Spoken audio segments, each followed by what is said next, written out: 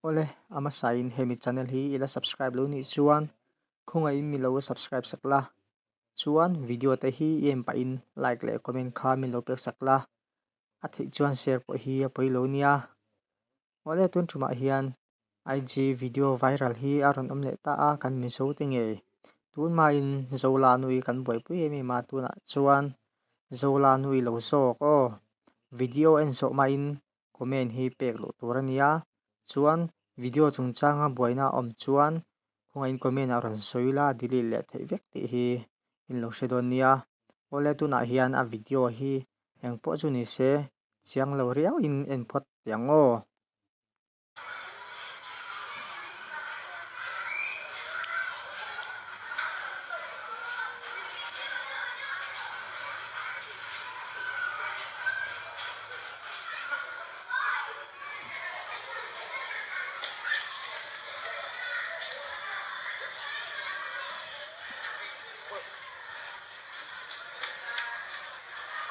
ole tuna video en so chet changkha ninge irurua ron lang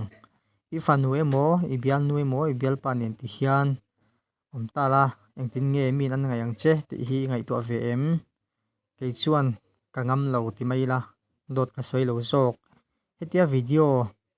a viral tur ti an hriat sa IG atanga an live ngam chuan YouTube lama po hian apo nila poi an ti em kharing lova poi pon lo ti mai thia chan chu mihring hi kan in ang lo thia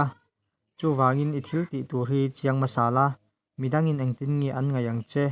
engtin nge an muang che ti hi ngai to masala chuti ruara ka soi du chu kong ki ma pathian ringila thir tha ti la